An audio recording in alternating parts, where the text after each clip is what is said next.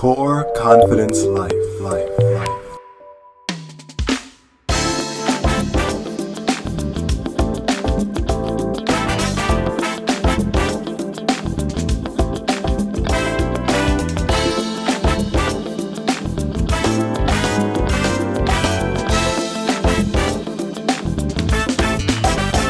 Welcome to the Core Confidence Life Personal Development Podcast. I am your host, Dennis, broadcasting to you right here in New York City.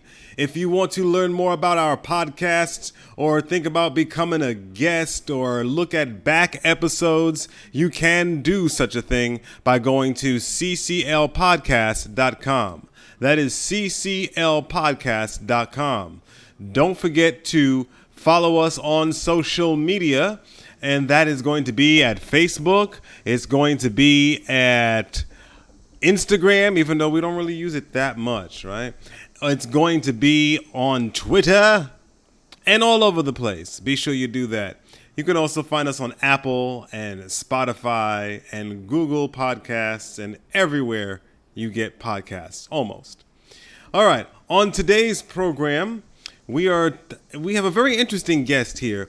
We are a program that discusses practical and metaphysical methods to have a healthy sense of manhood here at Core Confidence Life. And today is no different as we dive deep into this world of spirits and metaphysics. I'm sure that you've heard of the Dalai Lama, but did you know that there's a whole tradition of Master Lamas that stretches back thousands of years? Well, on today's program, we have someone, Master Lama Rasaji. He is part of the Master Lama order, and he is on the program to talk to us about what a Master Lama is, what is his personal role, and how far back the Master Lama tradition reaches. All right. Not only do we get a history lesson on that, but we dive into spirituality. And it's a deep conversation. But the things that stuck out for me, as I tell it to you, is the relationship between you and everything in the world. One of my questions is always, how can we get people to embody their mind, body, and spirit? And so, what is your relationship to the world, right? What is your relationship to yourself? What is your relationship to money, right? What is your relationship to nature? What is your relationship to friendships? So we get into that, how we can align ourselves, mind, body, and spirit. And also we'll be unlearning certain things like the separateness of all of us. There is no such thing as separateness. That's an illusion. We'll be talking about that. And as we always do in these spiritual conversations, we've got to tackle the complex around money. Money is not evil, but somehow, a lot of spiritual practices, religions, and other spiritual practices people seem to come across this idea that money is evil, but it's not. And we'll address all that. Anyway, we've got a lot on our plate here on the program, and so we're going to get right to it with a Master Lama Rasaji right after this. Hi, I'm Charlene Bowden, host of the It's Just Us radio show, president and founder of It's Just Us Productions. It's Just Us Productions is a cross-media company that produces radio and TV programs that are heard and seen by national and international audiences. Visit our website at ijuproductions.com, follow us on social media, and tune in on the first and third Mondays at 7 p.m. Eastern Standard Time for the It's Just Us radio show on the Artists First Radio Network. How are you today, Master Lama Rasaji? I am doing fabulous, Dennis. I'm excited about being with you and your audience, and we're living in a kind of amazing times, but I'm very happy to be here. Oh, well, happy to have you here too, sir. So, the first thing we're going to get into is this Master Lama thing. So tell us about who you are. What do you do? And a quick summary of what a Master Lama is? There are 36 lamas active in our order, which is based out of southern Tibet. Lamasery has been around for over 3,000 years. And there are 24 of the lamas that are normally dedicated with the training that we do. We kind of set the standard of our Tai Chi Gong training. And 12 of those 24 lamas, of which I am one, a Master Lama, is we're responsible for 2 or more countries.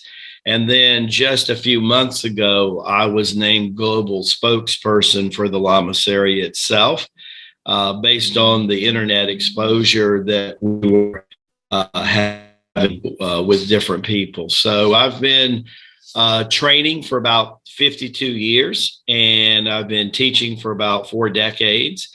And basically, the core of what we do is work with people's health and try to connect them. The original master 3,000 years ago was in a situation in India where he looked around at the time and he noticed that people were very interested in spiritual things, but it seemed to be almost nobody was interested in keeping the physical body around for a long time. And after reading and studying many scriptures, he felt that if God is God, God is in the physical just as much as he's in anywhere else. He's in the 3rd dimension, just like he's in the 5th dimension. And so he thought that learning how to take his 3 yoga disciplines, hatha yoga, stretching and conditioning yoga, and pranayama yoga, the ability not only to breathe oxygen, but to breathe energy. And then the Kundalini yoga, which was chakra yoga, energy yoga. He thought that if he learned, he could interact. So he went to China, began to have visions of China, and he trekked into China, and he spent a decade at a time at different elements of nature. Like for about 10 years, he could have been seen doing his yoga by the riverbanks of the Yangtze River. For about 10 years, he was up in the mountains, and then different times he was in the forest and in the woods. If you can imagine how beautiful some parts of mainland China are today, Dennis, just imagine how it was 3,000 years ago when, it was no industry. I mean, literally you could drink right out of the rivers. And what he found is that each element of nature had its own intrinsic energy value that we call chi, the chi in Tai Chi Gong.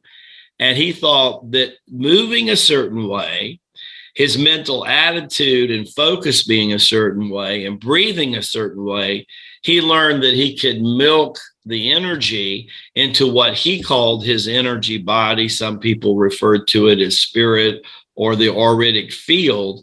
And he could stimulate the function of that body, which in turn kind of supercharged, if you will, the physical body like a battery.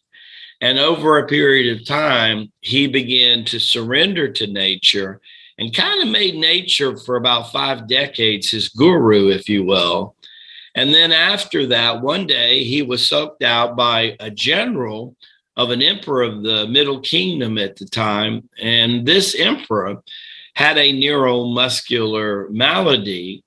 And the general had heard about this holy man from India and thought that maybe he could assist the emperor in some healing. So he began to work with the emperor, and the emperor ended up living about 25 years longer than the Chinese herbal doctors of the time.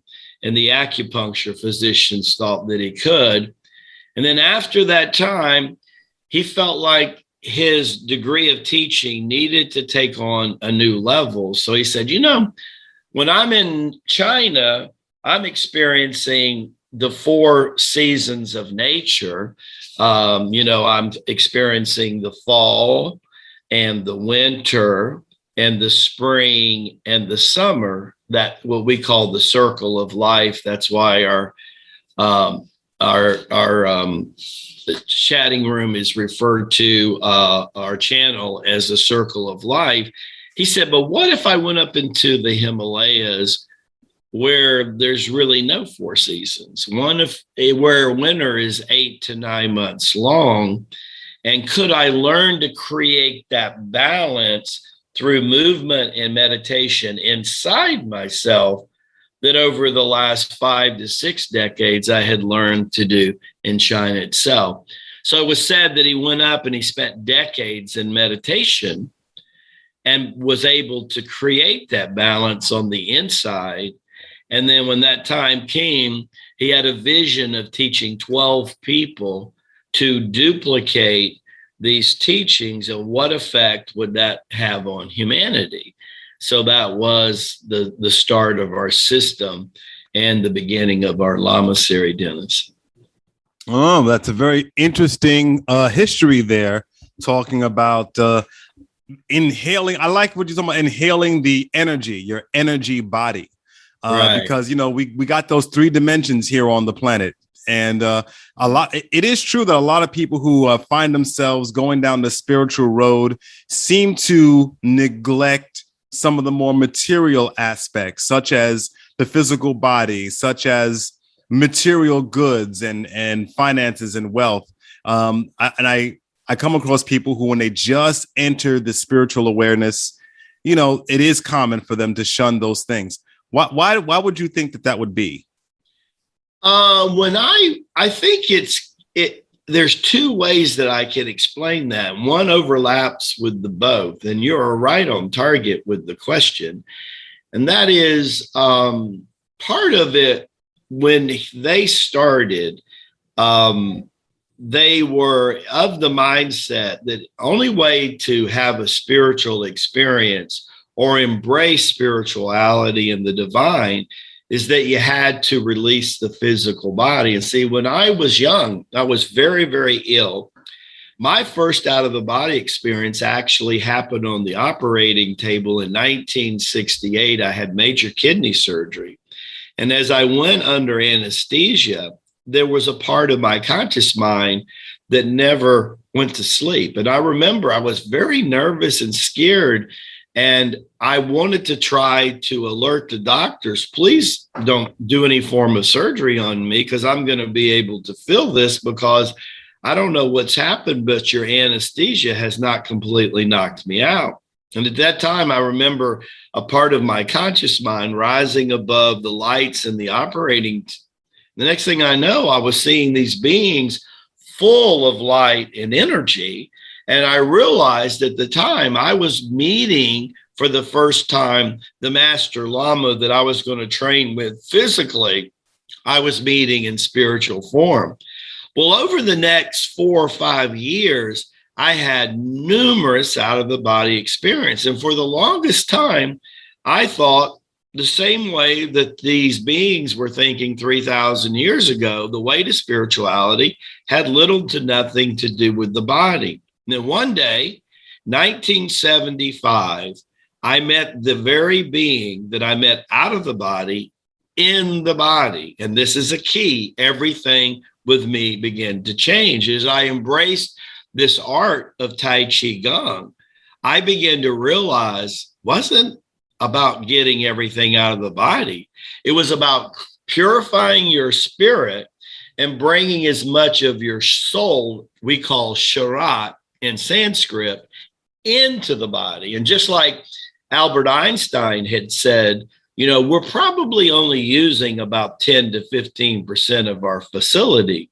But what would happen if we were able to bring more of the energy and light of our soul in our body? And what would happen if we strengthen our spirit to support that mechanism and, in a sense, recreate ourselves and honor what Master Rabbi Jesus called, that's the reference we make to him in the Lama series. He talked about a second birth. He said that one birth, we're born of the woman, and that's through water. But there was a second birth born of the fire. And that second birth in ancient India was referred to as the Kundalini experience. And so what we found out was that people are supposed to go through this experience as natural as going through puberty. Not only that, if we're in what's referred to as the golden age, that actually is what is happening. Is that when we hit puberty is the chance when the endocrine gland system, we kind of look at as the black cable on the battery. And then these chakras are our psychic endocrine gland system are supposed to correspond together. And in the process for us to go through this Kundalini experience, but not in a drastic way, in a very loving and balanced way. And when we do, it awakens other facilities within the glands, within the organs themselves, and also activates things like in the frontal lobes of the brain. What begins to happen, back to the Einstein story, is we start using another 10 to 15% of our facility that to most of the human race is unknown. See, the Lama theory looks at the golden age like this. You can wait for the golden age to come, but it kind of keeps you in a victim kind of state of mind if you do that. Or you can bring the golden age to you. The kingdom of heaven is available to anyone that wants to do enough work on themselves to bring it back. And to answer the other part of your question, it's kind of naive to believe that the kingdom of heaven, Dennis, would come to earth and it wouldn't need to be financed. So the funny thing of it, when I was growing up, like a lot of kids, went to church. My uncle was a primitive Baptist minister, and I was drilled all the time in rural Tennessee, where I get this Southern accent from, that I was damned and I was a poor and I was sinner. And the only way to be spiritual was to realize I was going to be poor and that I had been damned and that I'm going to be a sinner forever. And then, growing up in a household where a mom favorite thing to do was wash clothes and watch soap boxes. And anybody know that anybody watching soap boxes for any period of time needs a spiritual lobotomy after a while just to do that. It was amazing. It was when I got in Tibet that I answered that question. I remember the first year, at the end of my first year of training in Tibet, it was my fourth year of training in Tai Chi Gong, and I was going from an instructor to an adeptship, and they took me to a mountain top, and I spent 45 days doing Tai Chi, yoga, and meditation, and I saw no other human being. What was remarkable, I was 19 going on 20 years old at the time, and I remember on the 46th day, the Lama came to get me, and we're walking down the mountaintop. And I thought up until that time that the fear of death was the greatest fear. I already knew that public speaking was a greater fear, but I then realized what the real fear was of myself, and that was the fear of embracing a fearlessness life, an abundant life that Master Rabbi Jesus had promised to us if we were willing to become accountable and take spiritual responsibility. So now what we're seeing is we are seeing the greatest shift of wealth, Dennis, that we have seen, that the Lamasery has seen in 3,000 years. And that is from darkness to the light, to the unconscious, to the conscious. This is why I love the things like what you are doing with your podcast and how you're empowering people, because the Lamasery is all about the empowerment of the individual, Dennis. The empowerment of the individual. And so I like the thing about merging all those dimensions, your spiritual, your physical, the psychological, merging them all together. And so how would one go about that? Let's say they listen to this podcast and go, oh, okay, he's got a llama on. Oh, and you're talking about all this spirituality and this Kundalini and this Tai Chi, all these things. So if someone's just stumbling upon it for the first time, how does someone go about moving into this spiritual space? Yeah, it's a great question. And it's more natural than the world would teach us. I remember coming down that mountain that day, the Lama looked at me and said, Rasaji, you seem to be very puzzled. What are you thinking? I said, well, Master, I'm 20 years old and I've had this 4-year experience with you. And I'm just wondering, what am I supposed to do? How am I going to share it? And then who's going to listen to a 20 or 21-year-old kid, right? And he says, oh, you want to know how to get there fast. I thought 45 days on the mountain might have slowed you down a little bit. He said, but let me tell you what I want you to start doing. Look at what the world is doing and do the opposite. And I got to tell you, Dennis, over the years, especially with what's been thrown at the world the last, let's say, 12 to 24 months. See, what we found is that the more unconscious a human being is, it takes great contrast to wake up that person if they're really deeply in a slumber, right? See, when you're more consciously aware, you can pick up on the subtleties of life. Things can be real subtle and you can pick that up. But when you're not attuned or atoned, you won't. So I was told that we're in the second gear of ascension, and that happened about the 17th century. A lot of enlightened beings showed up somewhere between 1500 and 2500 years ago. And we were supposed to be what's called in India in the Kali Yuga. Yuga sounds like yoga. It means age or the era we were in. And the old sayings of scripture is light entered the darkness and the darkness knew it not. Well, what happened is about 17th century, we hit the second gear of that turnaround as the conscious level of Earth is emerging back into this golden age or 5D vibration. So the funny thing of it is every day you and me, we go outside. Well, it's a little easier to ascend today than it was yesterday because of the return force that's hitting our energy body every day. But the key of it is along with this ascending energy is that we need to know how to balance this energy. We need to know how to ground this energy and how to center this energy. So Tai Chi Gong, one of the things I would recommend is that people can go to rasaji.com, rasaji.com. They can get my first book for free. They can become a part of the free email list. And every day, as you know, I put out a little 5-6 minute motivational video of the day called the Daily Lama.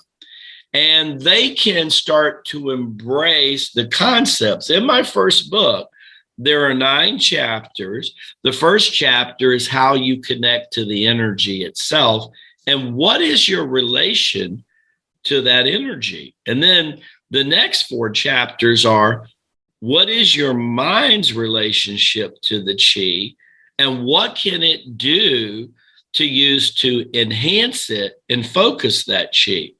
What is your breath relation to chi? The next chapter. Are you breathing just oxygen or do you also know how to breathe energy itself? Because once you do, everything changes. The next chapter is, do you know how to move in such a way that enhances, again, the energy? And then the last chapter of the first half of the book is there are not one kind of nutrition that the human is able to absorb, but there are 3 levels of nutrition. There's, of course, DNA. We do drinking good water. We do taking nutritional supplements. there's DNA nutrition that we get from food and drink. It's also psychic nutrition.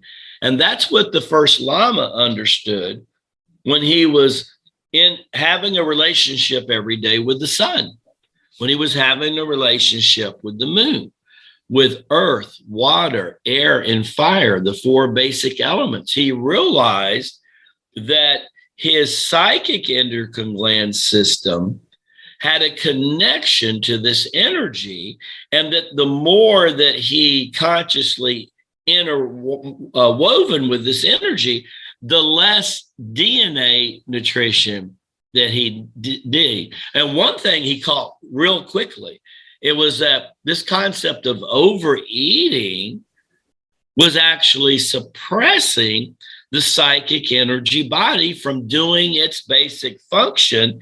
And the easiest way not to overeat was to embrace that level of nutrition. The third level of nutrition we talked about earlier, how much of your sharat and your soul is actually embedded in your body, working through your central nervous system, working through the energy pathways that acupuncture physicians call meridians. Because when you start doing that, it's at one level. But if you go all the way through the second birth and have the full Kundalini experience, this physical body and this energy body now is interwoven. It's incredible. Now, after you get this in the first half of my book, then we talk about what is your energy relation to work? How do you earn money by the sweat of your brow, like it says in Genesis, right? Number two, what is your money doing to earn money? Because the first way is the yang way, and the second way is the yin way, earning money residually or through investments, even if they have, most people don't. And then the next chapter is, what is your energy relationship with human beings? Do you even have quality human relationships that promote your chi? Or are you in toxic relationships that deplete your chi? And then the final chapter is, what is your relationship to nature? Do you have one? And if you're not having one, the quickest way to heal the spirit, the mind, and body is to take references from the sages before us. I mean, why did all the sages before us spend time in nature before they went in their open ministry? Or when they got tired, what did they do? They say, I'm going to push away from the table of life. I'll see you later, disciples and apostles. I'm going into the desert. I'm going to the Dead Sea. I'm going to the mountains, but I'm going to go on a retreat, and I'm going to nourish my spirit, mind, and body, which in India they call the true chanda. My spirit, mind, and body are but one. Dennis. Now this is excellent stuff. I love how you just kind of outlined the relationship, the energy relationship we have with different elements of life. Because as a coach, I speak about this often. What is our relationship to, like you said, money, finance? A lot of finance coaches really touch on. What do you think about money? What is your relationship to money? Also, then what's your relationship to humans, humankind? Who do you have in your energetic circle? That's a big topic of the conversation. And of course, nature. So this is all great. So when people come and they want to work with you, what do you do to assess where they are on their journey, and how do you start with them? Well, and that's the neat thing. So what we've done, we set up a 2-tier platform and we're getting ready to set up a 3rd-tier platform, as a matter of fact, and that's all going on as we speak, with the upgrading of our website, rasaji.com, and our channel which is on the My Patriot Network, which is called The Circle of Life. So they can be a part of our community for free, read the book for free, get some basic exercises and start with it. Now, all of a sudden, let's say that they decide, you know what, I want to get a little bit more serious about this. We've got a very low grade membership of where they can have weekly webinars with us, where we do a 2-hour workshop every Friday where I speak a spiritual message that's kind of the theme of the week from my 5 to 6 minute videos. We go into actual nuts and bolts training where we actually do some breathing exercises, we do some meditation, and we do about 20 to 40 minutes of some of the Tai Chi Gong exercises. And then the final 20 to 30 minutes, we do a Q&A, and we answer those people questions. Now, in the process of this has been going on about 4 or 5 months, and this is based on me teaching for 40 years. And we have a lot of people who are coming to me today and says, you know what, I want to be a certified Tai Chi Gong instructor. I want to experience this on a deeper way. And we keep telling people the impact that, not only do people see the benefits when they start to practice the exercises, Dennis, with themselves, there's no way to practice these exercises that it doesn't spill over to your whole household or to the office where you work. And when you get as much as 108 people, which is the same number as the amount of mala beads or prayer beads on these prayer beads in a given metropolitan city, and they're practicing these exercises, well, you see some really nifty things happen, Dennis. You start seeing politicians be replaced from negative to positive. You see corporate people reaching in their pocket and doing more generous things than they've done before. You see churches and synagogues opening up to do more for the poor and offer education, starting to teach people how to fish. We got to remember, during Master Rabbi Jesus' time in the Piscean age, that was the time. It was really the time of charity. It's not that charity and generosity is not needed. Definitely generosity today more than charity. And there's a very difference in those energy frequencies. But what is more needed in this Aquarian age is people need to learn how to fish. And that's what we're all about. Learn how to fish. But in the 9 chapters of the book, you can put the first chapter is the hub. We can look at those 8 chapters as the wheel. And most people will view those chapters and go, oh, well, I have a nice, healthy spoke in this part of the wheel, Dennis, but I have just a nub over here. I'm making some money, but boy, my human relationship, it kind of stinks. And it's kind of like the way people used to with knowledge and spirituality before Boganathar, the first Lama, came along. And that is, guys, it's about balance. It's about, do you have a life?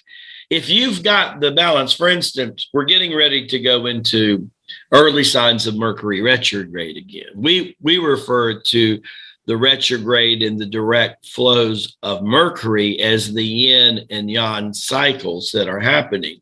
So we call the retrograde the yin cycle. And what happens is people see outer symptoms that are happening, even though the peak of retrograde is not happening to after the full moon of this month. But spiritually aware people started feeling this a couple of weeks ago because they get it early in and they get it early out. Well, Tai Chi Gong says, what's going on with Mercury retrograde? Well, go to any trauma hospital unit and ask them what the full moon is like 24 hours before, 24 hours of, and 24 hours after. Ask them on any given month, 13 moons of the year, what is those 72 hours like? And any resident physician that has ran an emergency room or a trauma unit, they will tell you, if you don't think things go crazy then and that are happening, or a 911 policeman, they will tell you, now watch this. When we go into retrograde, it's like having full moon for 21 days. Now imagine what that's doing. So we say the yin cycle means to go within. So what happens is the normal flow of chi is up the back and down the front. It's what the acupuncturist physicians call up the back, the governing vessel, the conceptional vessel, or the circle of life. But when we go into retrograde, it feels like the chi's doing this. It's reversing. So people feel like they're spinning their wheels or they're running in place.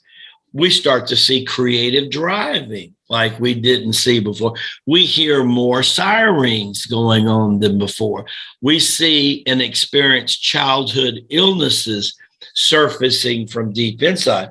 But the neat thing that really happens is that the right creative hemisphere of the brain starts firing like crazy, and we get all these great ideas. But any decent astrologist will tell you, don't start something new during this time or you'll have to repeat it. Good time to have good ideas and write them down, but not necessarily to start them until Mercury goes back to direct, or what we call the yang cycle. So Tai Chi Gong, if I'm practicing these exercises 20 to 40 minutes a day, what I observe is I'm aware of these cycles more, and I'm more detached at the same time. And I am neutralizing the effects of the shifts of retrograde to direct. Dennis. Well, you know what's funny about the Mercury retrograde? Because I'm born under a Mercury retrograde, I don't actually get a lot of the effects that people complain about. The typical of, oh, this is going wrong and my computer won't work and blah, blah, blah, blah, blah. It's like, well, I was born with Mercury retrograde. So this is, it actually is a good pocket of time for me. It's wonderful. And the more spiritual you are, you love this. And back to the money thing, and, basic concept is we see money as energy in the Lamasery. It's a form of energy, right? It can be a low form of energy or a high form of energy, right? Absolutely. So the point being is that we should be prospering enough as spiritual conscious beings so that when we hit retrograde, we are spending more time with family. We are spending more time on retreats. We are spending more time in prayer and meditation. The anxiety of the world still mostly coming out of that poverty mindset. See, one of the greatest sins that was sold through our Judean Christian teachings was that affects a lot of the Western hemisphere. See, whether people are Christian or not Christian, most of us have been influenced by those teachings greatly. And the problem is that they're not all accurate. And the two biggest robs that the church has taught people that are totally inaccurate, that I believe is a incredible disservice to humanity, is these two I'm going to reveal now. Number one, that Christ was poor. Biggest lie on the planet. Now think about this. Lamasery's been around 3,000 years. We have rubbed elbows with magistrates from every country and every age. Now, if I'm of royalty, and let's say I'm getting ready to go meet a new prince or a new king, am I going to go there empty-handed, or am I going to go there out of all respect and bring something nice, wealthy to praise that new prince or that new king or queen, right? Everybody knows what the answer is to that. Then why this being not only prophesized by Hebrew prophecy, but also the Lamasery had its own prophecy about this incredible being, and the Magi were trained in our order, and they brought him a wealth of 3 kings. Okay. Now, if they understood that, because all they have to do is then look at who Joseph was, which we know Joseph was the custodian of this being of bloodline all the way back to a king himself called King David, 14 generations. But if we do more than superficial research, we'll understand that Joseph's family bloodline had 4 or 5 generations of understanding how to manage money. They were landlords and they were builders, and they were physically responsible with money. So that wasn't by accident that he was the custodian of Christ. So that's a big lie. And that lie, think of how many people that lie has influenced, that you and me are still trying to wake these people up. Now here's the other lie. Where was Christ from the time in the temple at 13 till he's being baptized by his cousin in the River Jordan at 30? Wouldn't, if we knew where he was for 17 years, it might be important. Not only would that be important, but what was he doing? Because if I can't relate to this person, it's really easy to put the eye of the needle and make it small. But in the Gospel of John, it's kind of, the cat's kind of let out of the bag. And by the way, the Lamasery has total records of where this being was for those 17 years, because as I told you before, the Magi were trained by our order, right? So John says, I saw the master grow from grace to grace. That means the being was working on himself. That means he was going through transformation. That means he might have been aware at puberty a little bit who he was, but at 24, he was fully aware of who he was. But what happened in those 11 years? What happened with him going to the Middle East and to the Far East? What happens if the world knew that he was in India and that he was in Egypt and he was reading all the holy books of all the other religions, and that he was practicing meditation and doing all those things? And when he learned all this stuff, where does he go back home first to? And by the way, he doesn't return home until he's 27, 28 years old. So he returns home. And where does he go? Well, let's look at Mother Mary's side of the equation. I told you about Joseph's lineage. Where was the mother's lineage? Well, the mother's lineage, her mother was named Anna. And Anna was 4 generations connected to a mystical spiritual group that had been around for 300 years called the Essenes, of which John the Baptist was the high priest of the Essene when his cousin comes back.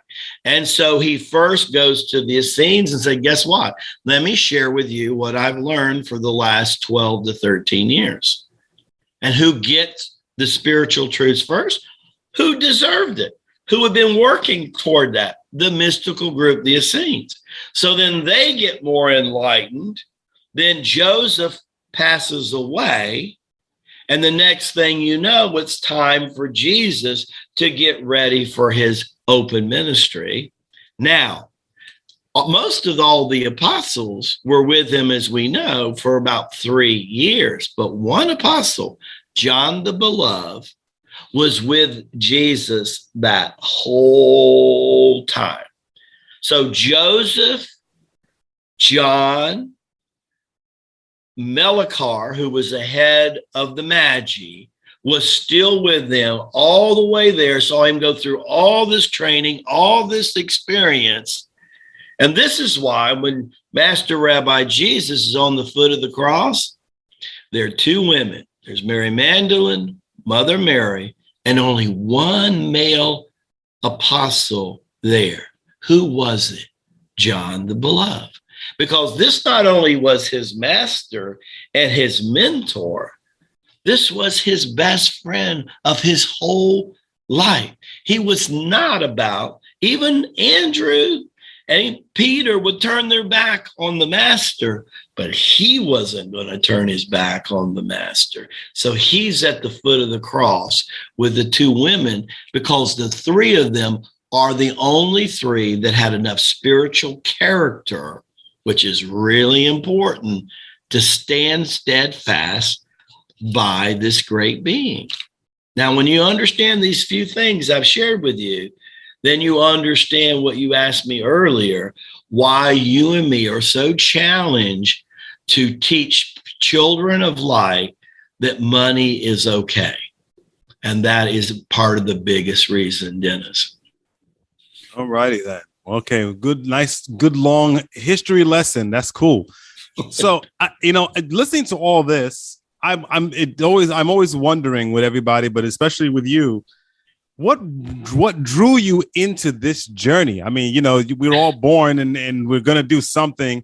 And you talked about going away on a retreat at 19. So what drew you towards this? Well, it was kind of happenstance, to be really honest with you. Okay, so when I'm on the operating table in 1968 and I'm having that out of the body experience, what I didn't share was my body stopped functioning twice on the operating table. And I did not know until years later on the mountaintop in Tibet, when I was meditating 45 years, that I was the cause of my body stop. So even though I was this 12-year-old, we all know in soul and spirit, we're ageless, right? So you get out of the body. If you've ever talked to anybody that's had an out-of-body experience, they will tell you 5 or 10 minutes on the other side is like 4 years of college when it comes to the education.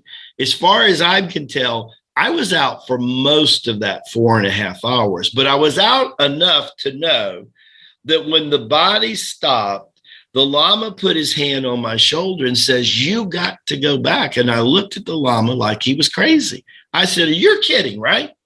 I have been suffering in this body constantly for 2 years with my kidneys dissolving based on uric acid poisoning and not working, that I sometimes couldn't even take a whiz without feeling like somebody stabbed me with a knife.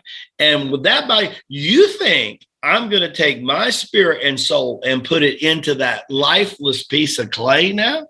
And then he put his hand on me. And when I did, I had this supercharged energy experience. He says, "But you came to do something important and you actually chose. You got to wake up, Rasaji, but first you got to wake up this body," right? And then I heard that part of scripture where Moses says, "I stand before you. You must choose. Will it be life or will it be death?" I found out at 12 years old, Dennis, one of the most profound things, that we have this bloodline from our mom and dad, and we all know it goes back many, many generations. And in that DNA, cells die and cells are reborn. We have several trillion cells in the body, but millions, almost billions are dying daily. And never is there a cell in our body older than 7 years. Molecularly, we're never more than 11 months old. But outside this body, I consciously knew that man's DNA and God's DNA are not the same. Man's way and God's way is not the same. Man's law and God's law are not the same. When we've gotten a good example of somebody that understands that, they call them a priest of righteousness. And the word righteousness in the Lamasery is explained as right use of God's law. Okay, so who was a good example of that? Enoch. So let's look at Enoch. Enoch was supposed to have fathered the oldest mortal in scripture, who was Methuselah, who lived 969 years. And according to scripture, his father Enoch fathered him at 65 years old. Well, You don't see a lot of people today that are fertile enough to father a child at 65. Now, I fathered my youngest child at 54, which is not bad, but it's not 65. And I studied with an Ayurveda master in India that fathered his youngest child at 72. So I know the possibilities. But watch what happened. It said, because he was favorable to God's law and a priest of righteousness, that Enoch lived 365 years in the physical body, and he did not taste death. God took him. And then later it talks about in Hebrews how Paul is connecting the dots of the Old and New Testament.